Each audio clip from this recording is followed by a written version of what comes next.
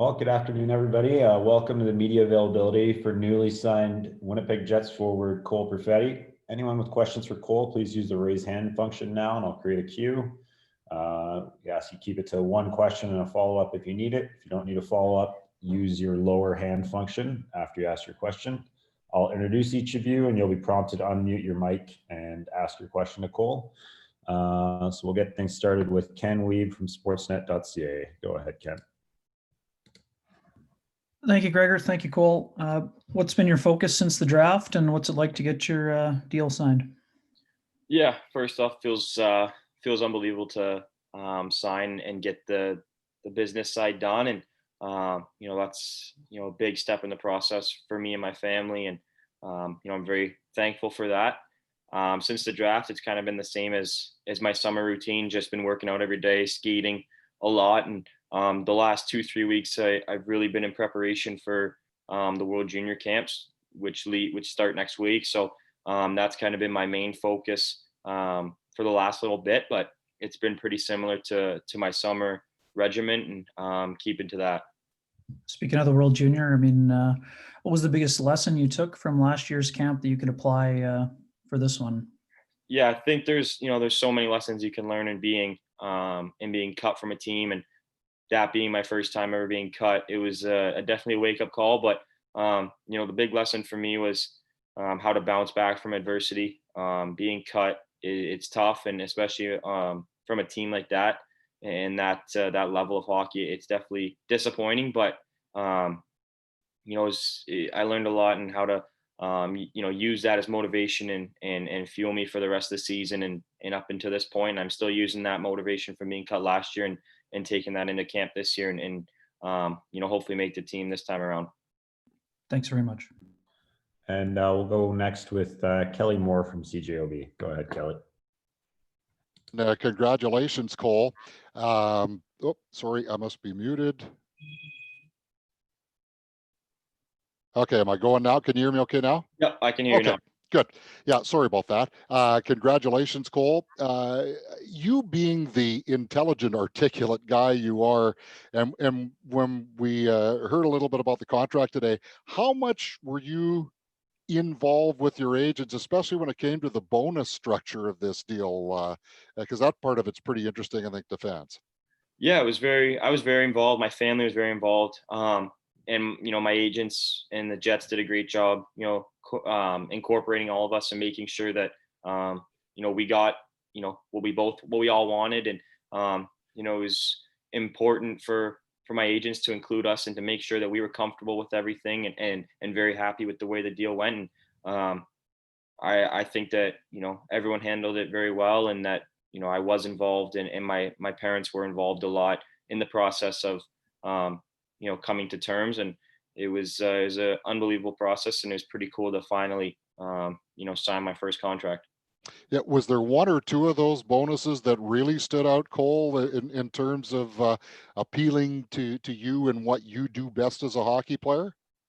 I think for the most part, a lot of the bonuses were pretty standard. One that stuck out to me and my agents was the all rookie team.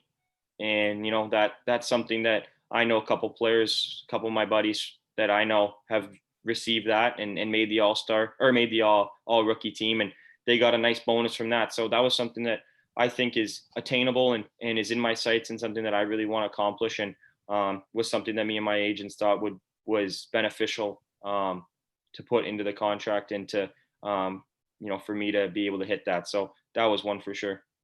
Thanks very much. Thank you. And we'll go next to Murat Atesh from The Athletic. Go ahead, Murat. Hey, Cole. First off, congratulations on the big day. Hope you're enjoying it well. And then in terms of a question, when you think about the World Juniors camp coming up, there's so much unknown about the world right now, but one advantage is there's going to be so much talent available. How exciting is it for you to kind of size up, that the best of the best will be available? Yeah, it's going to be, that tournament's going to be crazy this year. There's going to be a lot of players that normally wouldn't be there. For example, Kirby Dach, coming back to Canada, that's a huge boost for the roster and for the lineup. And, all the countries are going to be like that. They're going to be getting guys that they weren't expecting. And it's definitely going to elevate the play of the tournament. And, hopefully I can be a part of that and make the team and be a part of that tournament and, be one of those guys that are, elevating the play and stuff like that. So it's pretty cool to be a part of a tournament that, has that much skill and is that high of caliber. But, I just have my sights right now on making the team and doing whatever it takes to get on the roster. And acknowledging, like you say, I mean, step one is making the team, and that's your ultimate goal. If you were able to make that team, can you almost see a tournament like that helping you prep for Jets camp by being such a high quality run up? Yeah, 100%. I think this is the closest hockey you can get to the next level, to the NHL, and the mixture of the pace and the skill and the quality of play out there. It's definitely going to prepare me if I can make that team to go into Jets camp and feel really prepared and be playing the top level of hockey going into the next level. So I'm really excited for that. And, I think that would be a great tune up for Jets camp. Thank you. And we'll go next with Paul.Friesen from the Winnipeg Sun. Go ahead, Paul. Thanks, Gregor. Congrats, Cole. Thank you. Just to follow up on that, not everybody makes, of course, the NHL their first try. Mark Scheifele famously took 3 tries, I think, to do it. And what do you see as your chances, and what maybe makes you think you can be different than many? Yeah, I think I think every kid's dream and every player's goal is to make the NHL as fast as possible, and that's obviously my goal, is to make it this year. It's definitely a far achievement, and it's going to be very hard to do, but I think it's possible.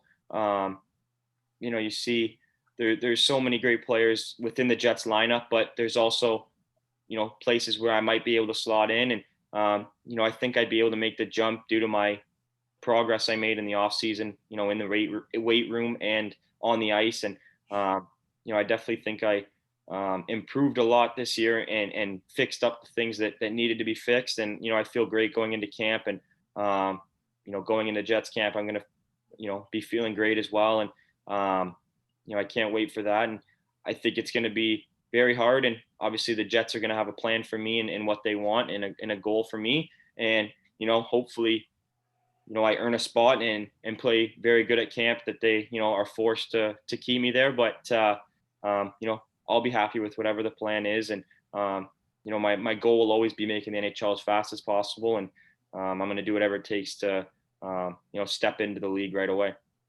There's so much uncertainty, of course, around what the NHL season might look like, the next one, and junior hockey too. So much uncertainty. You've got the World Juniors, but beyond that, who knows? What are some of your thoughts on some of the, there's no hitting talk in for some leagues, and how do you see all that playing out, and how would that work? Yeah, I don't see how the no hitting is going to work. I mean, we've been playing with it our whole lives, and it's major junior hockey, and there's still going to be scrums and stuff and battles in the corner. So I don't see why hitting wouldn't work. But whatever the cards are dealt, we're going to deal with it and keep playing. And if there is no hitting, I'm still going to play my game and just be able to play the game again and whatever the case may be, just gotta roll with the adversity. And hopefully things go back to normal and we're allowed to play with hitting and more of a regular season, whatever you kind of consider that. So it's there's a lot of uncertainty, but I'm just hoping that things will, especially the OHL season and the NHL will be a normal season somewhat. And but at the end of the day, whatever we're told to do, we're all going to play and go play our hardest for sure. Thanks for that. Yeah, thank you. I'll go next with Carter Brooks from Game On. Go ahead, Carter. Hi, Cole. Congratulations on your contract. I'll join the crew and saying congrats to you on your big day. Thank you. My first question here for you is a little bit about you as a person. We've heard you as a very proficient speaker. You've talked as somewhat rather intelligent as to your hockey IQ and your sense. Playing in a role that has given you opportunity to score lots of goals in the OHL, We've seen the good, some of the bad. Can you tell us what you think you need to work on for the next little while to get yourself to that next step? Yeah, I think, the biggest thing will just be like speed and strength. Obviously, it's a big jump from the OHL, and it's a man's game at the next level, and everyone's so strong and fast. But that's just going to take time in the weight room and becoming, getting that man strength still, and just maturing more and more into my body, and natural strength will come. And I think that's really the biggest thing that I need to improve on, if I want to make the jump next year. But I think everything else I can keep up and make plays at the next level and stuff like that. It's just going to be getting stronger and being able to go into the corners with guys and be able to out battle them and stuff like that. So that's definitely what I got my eyes on, and what I'm trying to improve.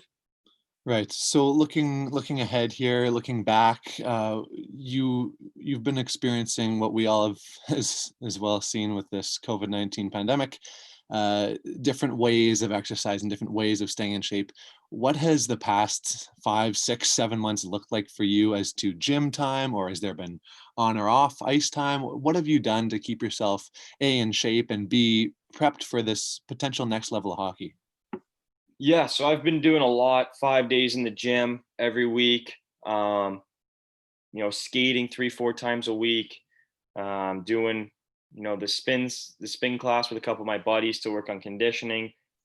Skating, treadmill to work on conditioning, just a bunch of stuff like that. So it's pretty much been 6 to 7 days working hard and on or off the ice, usually both. And just been doing that for the last, since April. So it's been a while. Just been, really getting in the gym and taking advantage of this time. Thanks, Cole. Best of luck going forward. Thank you. And we'll go next with Gemma Karstens-Smith from the Canadian Press. Go ahead, Gemma. Hi, Cole. Congrats again. It's been a full month now since we talked to you on draft day. I'm wondering if you can take us through the past month and just let us know what it's been like for you, away from training and away from all of the day-to-day hockey stuff. What has it been like for you to be a drafted prospect? Yeah, honestly, it's been kind of the same. Like, nothing's really changed too much.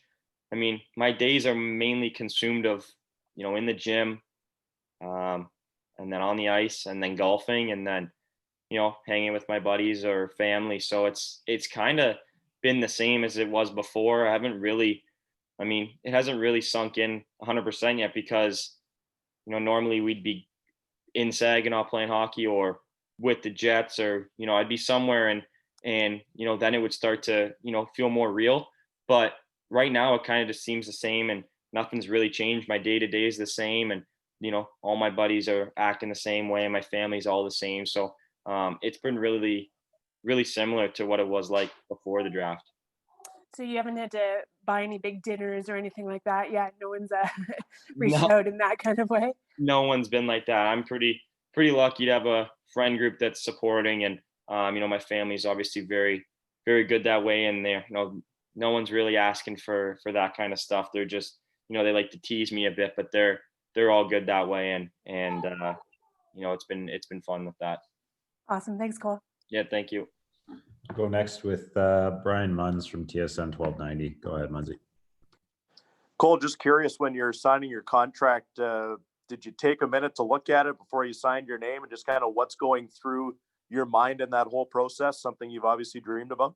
Yeah, it's a pretty cool process how it works. And when I first got the hard copy, I kind of just looked it up and down and couldn't really believe, like, it's hard to believe when you work so hard all your life, and then it all kind of starts to pay off with one signature on a piece of paper. It's pretty surreal. It was that was a cool moment for sure, to get the contract and finally get a hard copy and look at it, and just take it all in. And last but not least, just you talked earlier on about getting ready for Red Deer. Is there one specific thing that's kind of a top of mind for you here over the next week? I think just keeping sharp on the ice is big for me. Just I've been doing a lot of work on the ice, and making sure that I just go into camp with the at my best, and It's obviously very hard to go into camp and expect to play games and be your best right away when you haven't played a game since March. But I feel that I've been doing a lot on the ice, off the ice to prepare me for that. And I'm going to keep doing that this week. And then, one thing is, if you make the team, you're going to be gone for 2 months. So kind of just soaking in family and friends time right now, getting as much as I can before I leave. And, that'll be a mental grind going away for 2 months and being in a bubble, but it's going to be, I know my support group's going to be watching and talking to me every day. So, I'm just trying to see my family and spend a lot of time with them before I have to leave. Thank you. Yeah, thank you. We'll go next to Jason Bell from the Winnipeg Free Press. Go ahead, Jason. Hey, Cole, good to meet you. Thanks for taking the time with us today. Yeah, thank you. I wanted to ask you, once you're selected by Winnipeg and, your head is probably spinning and there's so much going on, but when do you sit down and take a real good look at that roster and the organization and who's in the system? And I mean, the Jets, it's no secret that the Jets they have some holes to fill maybe in the back end, but up front, they've got some really key, explosive dynamic forwards that I'm sure you'd like to slot in between at some point. I mean, what do you think about that, the potential up front? Yeah, I mean, as a player going in and looking at that roster and looking at those potential teammates and line mates, it's, you get really excited. And I was definitely, very happy with going to the Jets and the way that their future is going and the way they're trending. And, the players they have, being able to play with, world-class players like Scheifele and Wheeler and Connor and Line and the list goes on and on. There's so many great players. And, to be able to just think about getting a chance to play with those guys. And it's pretty unbelievable. And they're world-class players. And to think that you might be, taking passes or giving passes from them, in a year's time, it's hard to believe, but it's definitely, as a player, you get really excited looking at that lineup and thinking you might be able to play with those guys.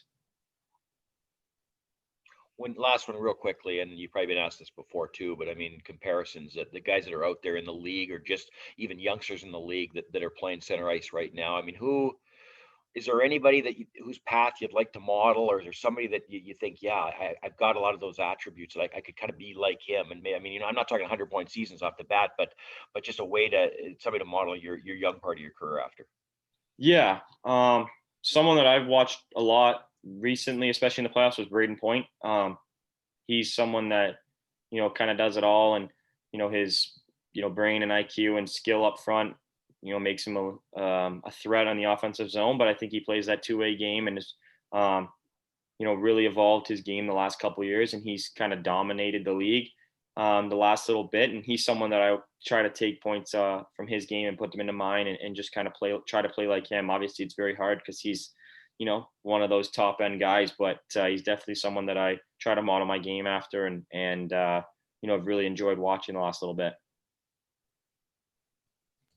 Listen, good luck with the run to the World Juniors, and we'll talk to you back at camp here. Thank you. And we'll go with Ken Weeb again from Sportsnet to close things off. Go ahead, Kenny. Thanks. Just one last one with the World Junior, Cole. What do you remember about that exit meeting, and how were you able to process that information and turn it into such a positive second half for yourself in Saginaw?